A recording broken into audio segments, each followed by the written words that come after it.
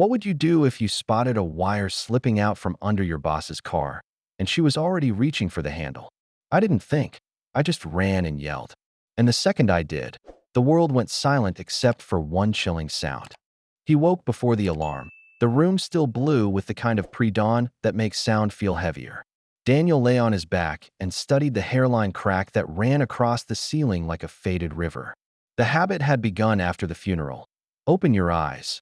Count breaths. Keep still until the ache quiets. And 2 years later it remained, less sharp, never gone.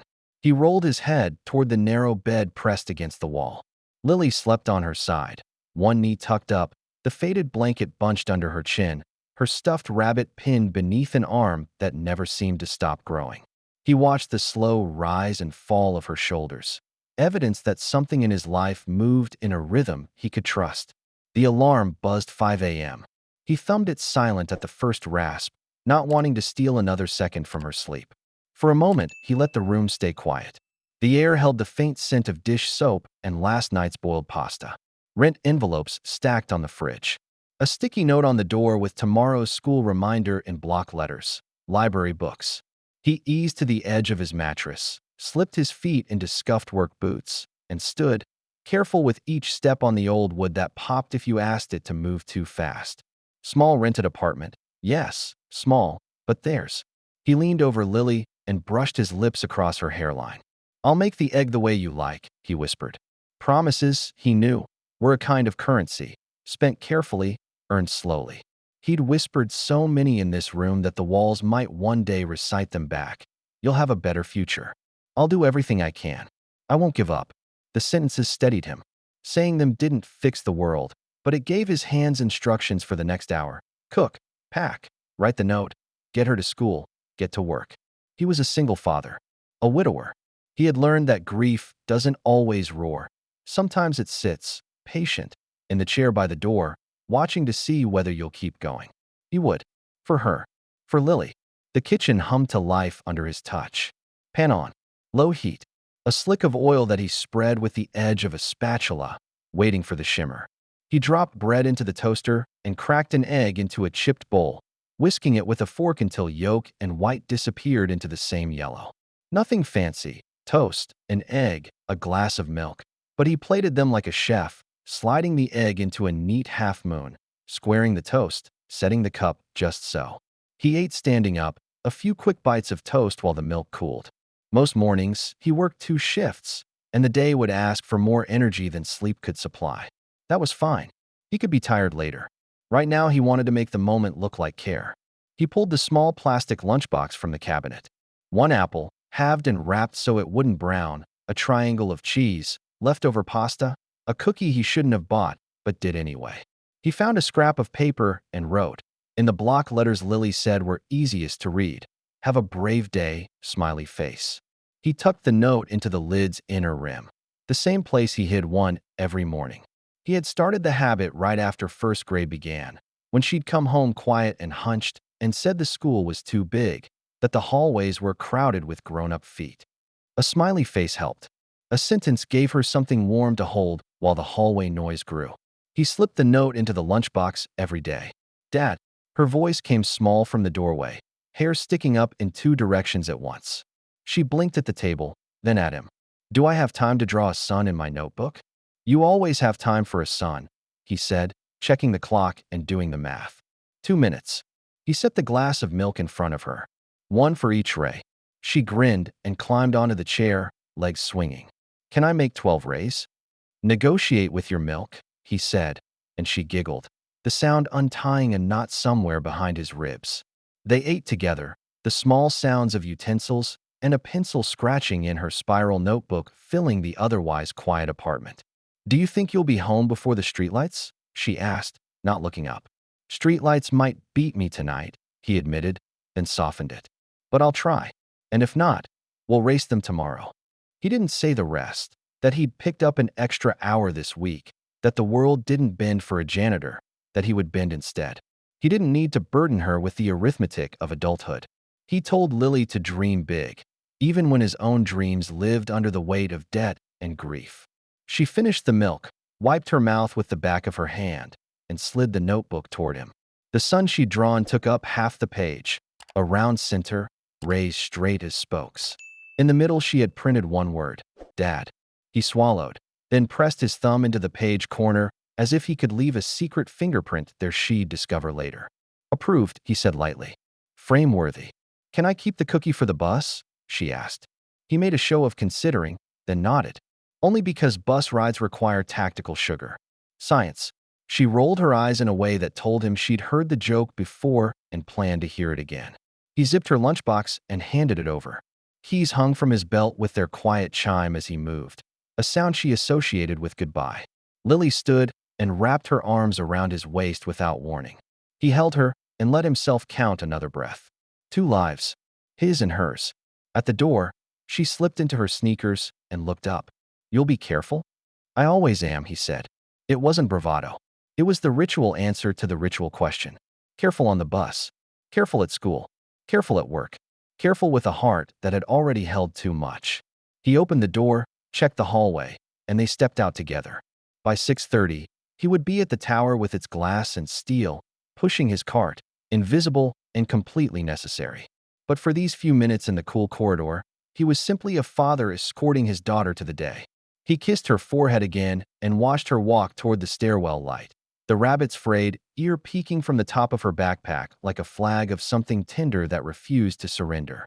The bus wheezed to a stop in front of the towering glass building at exactly 6:30 a.m. Daniel stepped down from the last step, his boots landing solidly on the pavement. The morning rush had already begun. Cars hissed past in steady streams, horns flaring when impatience won. He adjusted the strap of his worn backpack and shifted the janitor's uniform jacket into place, smoothing it over his chest as though neatness might shield him from invisibility. The plaza was alive with momentum. Suits crossed in all directions, phones pressed to ears, coffees gripped like lifelines. Daniel's figure moved among them, and not one set of eyes paused. He had grown used to that. To the hurried employee, he was part of the architecture, a man in navy blue who belonged to the background, blending with the mop handles and waste bins. It no longer stung in the way it once had, but the fact pressed quietly at the edges of his mind. To them, he was invisible. He paused at the base of the skyscraper, its mirrored facade blazing with the rising sun. To some, the building represented ambition, progress, or even triumph. To Daniel, it was a place of labor, where keys clinked from his belt and mops sloshed in their buckets. Yet stepping inside, he always felt the faint tremor of responsibility, as though the simple act of polishing a floor could keep a space safe, steady, whole. He carried that feeling because he had to, because Lily needed a father who believed the smallest jobs mattered.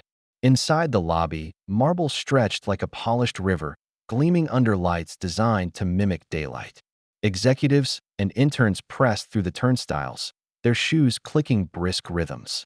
Daniel nodded to the security guard, an acknowledgement rarely returned, and pushed his cart forward. He caught a glimpse of himself in the vast mirror wall, uniform pressed but thinning, face lined with fatigue, shoulders broad enough to hold his daughter's world but hunched slightly from the weight of ours. He gave the reflection a small nod, a silent agreement to carry on. The routine unfolded the same way each morning. Trash bins emptied, floors checked, elevator buttons wiped free of fingerprints that multiplied faster than dust. He knew the building's rhythm. When the 4th floor bathrooms filled just before meetings, when the 15th floor copier jammed again.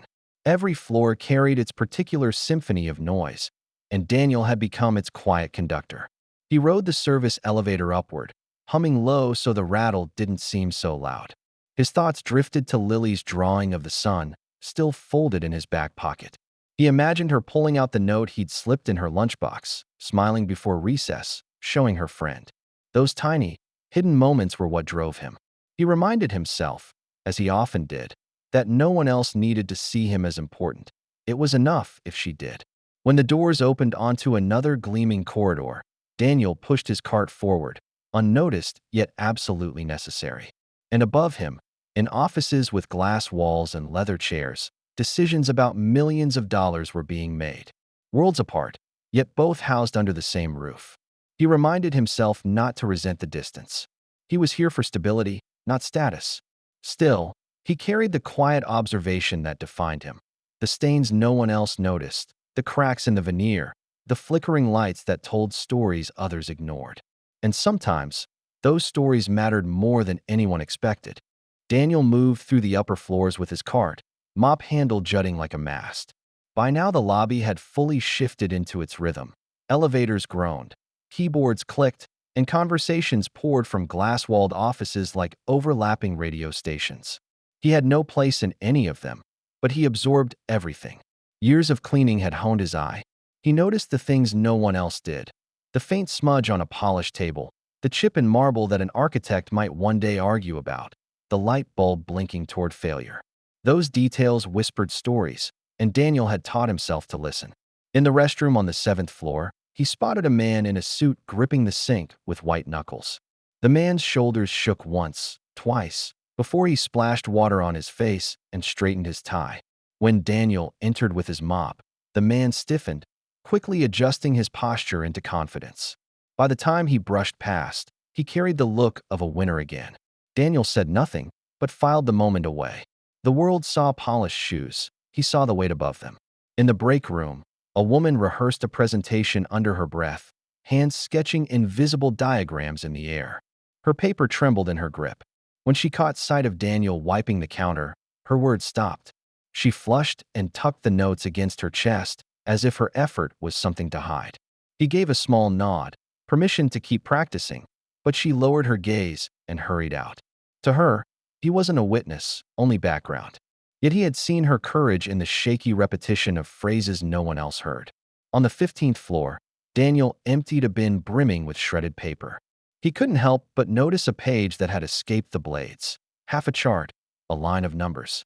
Nothing significant, not to him, but it made him think about the fragility of what people considered important. Millions of dollars reduced to confetti, swept into his bag without ceremony. He carried those moments as he worked. Quiet victories, private fears, invisible collapses. He didn't share them, didn't seek reward. But knowing that behind the glass walls people were just as fragile as anyone gave him a strange sense of equality. He might scrub their floors, yet he also knew truths about them they would never know about him. Invisible, yes, but never blind. It was just past 8 a.m. when the click of sharp heels cut across the marble lobby like a metronome. Daniel had just finished polishing the brass trim along the elevator doors when he heard the rhythm. It wasn't hurried like the interns or distracted like the middle managers. It was measured, decisive, the sound of someone used to commanding a room before even speaking. Catherine Hale had arrived. She moved through the entrance flanked by glass and sunlight, the morning casting a hard glow across her tailored suit. In her early 30s, yet already known for steering the company like a ship through storm waters, Catherine carried herself as though the ground adjusted beneath her steps. She didn't pause to check her phone like the others. Her focus sliced forward, eyes cool, almost untouchable. To most, she was ambition personified, proof of what relentless drive could achieve. Daniel kept his head slightly lowered, rag still moving against the brass though it was already spotless. He told himself it was habit, but truthfully, it was easier to watch her through reflection than meet her gaze. He'd seen executives flinch under that look, sharp enough to undo rehearsed confidence. He had no reason to invite it. Still, admiration flickered in him, quiet and unspoken. She had built something enormous and kept it steady.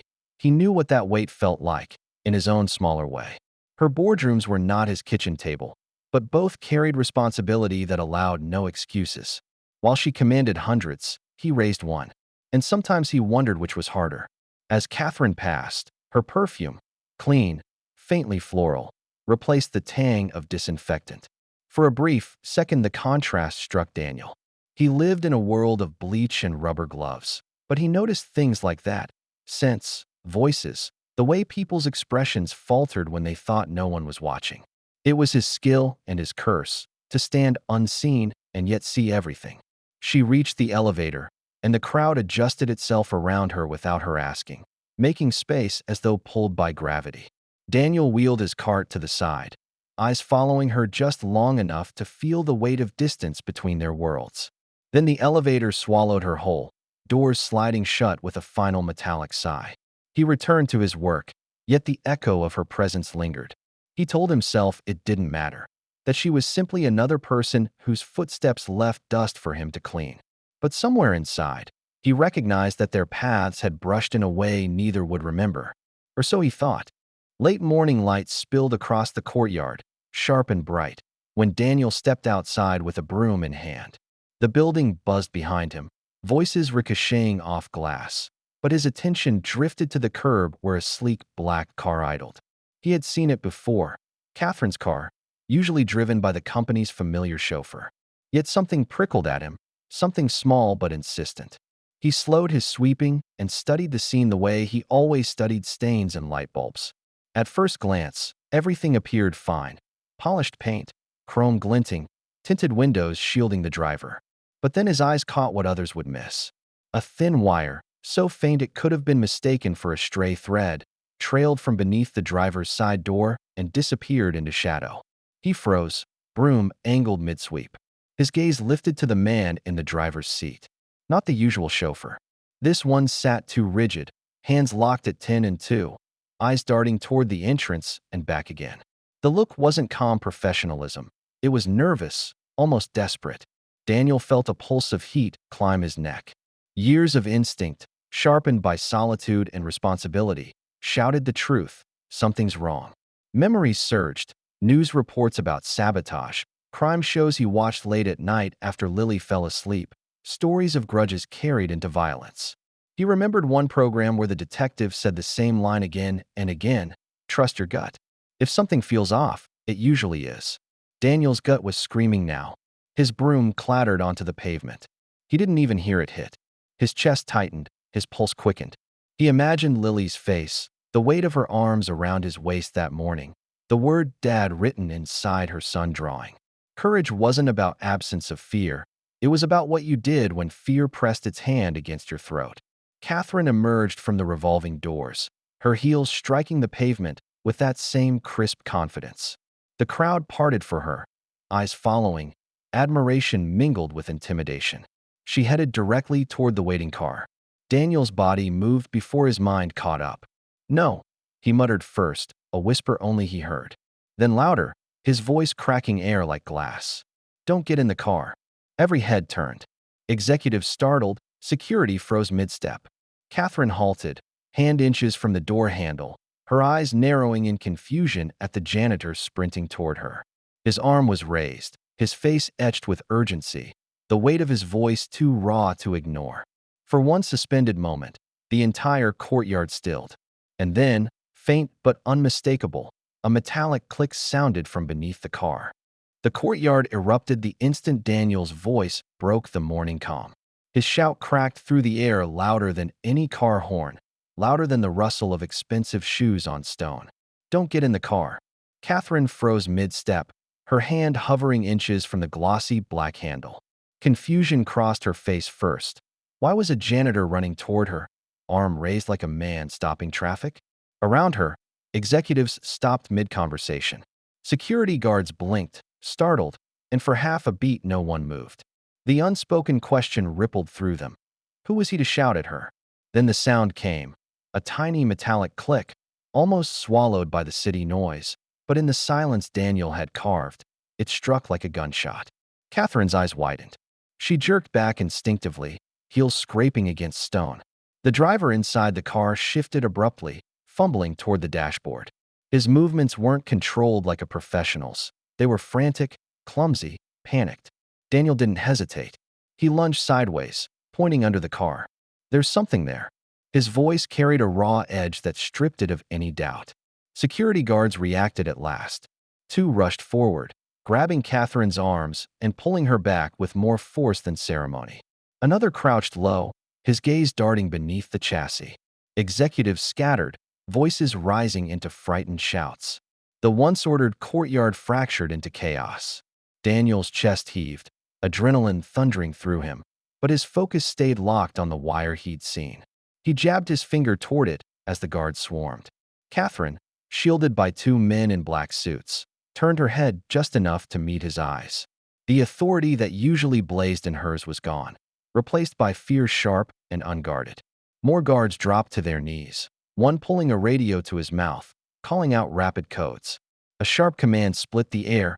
Clear the area. Everyone back. Employees who had been frozen by shock now surged away from the car, some tripping over briefcases, others clutching phones like shields. Daniel stood rooted, every muscle taut. He wasn't a bomb expert, wasn't trained for this, but he knew what he'd seen. And in that moment, nothing mattered except the fact that he had stopped her hand from touching that door. The crowd had already rewritten the scene in their minds. The janitor who dared to shout, the CEO dragged back, the car at the center of a tightening circle of security. Whispers laced the air, fear building like static. But Daniel barely heard them. His throat burned from the yell, his pulse hammered in his temples, and all he could think was of Lily. If the car had exploded, if he had stayed silent, what would have been left of this morning, of their life together? The air bristled with panic. Shouts from security overlapped as they tightened the cordon around Catherine, pulling her back from the car. Executives scattered toward the plaza edges, phones raised like shields, eyes wide with disbelief. For a breathless second, the only sound Daniel heard was his own pulse hammering in his ears. Then one of the guards crouched low, his hand reaching beneath the chassis. He jerked back instantly, shouting, "Device! There's a device under here." His voice cracked with urgency, and the words shot through the courtyard like lightning. Daniel felt his knees weaken. His instincts had been right. That wire wasn't stray, it was the edge of something deadly. Two more guards knelt, one pulling a small flashlight, the other barking into his radio, confirming explosive. Repeat, possible explosive rigged to CEO vehicle. Evac perimeter now. The polished plaza, designed to impress investors and clients, now looked like a battlefield in waiting. The car gleamed black in the sun, dangerous in its silence. Catherine's face shifted as the truth settled. A minute earlier, she had walked toward the car with casual certainty, her power unquestioned. Now she stood frozen, shielded by men in dark suits, her hands trembling at her sides. Her eyes flicked to Daniel. For the first time, they weren't cool and distant. They were raw with realization. If not for him, if not for the janitor no one noticed, her life would have ended in fire and steel. The driver inside the car tried to move, reaching toward the dash, but two guards yanked the door open and dragged him out. His protests dissolved into the roar of commotion. Daniel caught a glimpse of his face, sweat beading, jaw clenched in panic. He looked nothing like the calm chauffeur Catherine was accustomed to. Around the plaza, whispers surged. A bomb. He saw it. He stopped her. People who had never noticed Daniel now stared at him as though he were something entirely different. He didn't look back at them. His eyes stayed locked on Catherine, whose expression carried both gratitude and the quiet horror of how close she had come to death. Daniel's breath came rough, his throat dry. He thought of Lily's lunchbox note, folded neatly beside her sandwich, waiting to be found. He thought of her son drawing, Ray's reaching outward with the word Dad in the middle. The world could have stolen that from her in an instant. Security rushed Catherine inside, their formation tight, voices sharp with commands. But as she was ushered through the glass doors, she turned her head once more. Her gaze held his, acknowledgement, recognition. A silent truth passed between them. A single father in a janitor's uniform had saved her life. The courtyard remained tense, sirens beginning to wail in the distance. But inside Daniel's chest, beneath the thundering heartbeats, a quieter realization settled. He hadn't just stopped her from stepping into that car. He had proven, if only for a moment, that heroes don't always wear suits or badges. Sometimes they carry mops and the weight of their child's future in tired hands.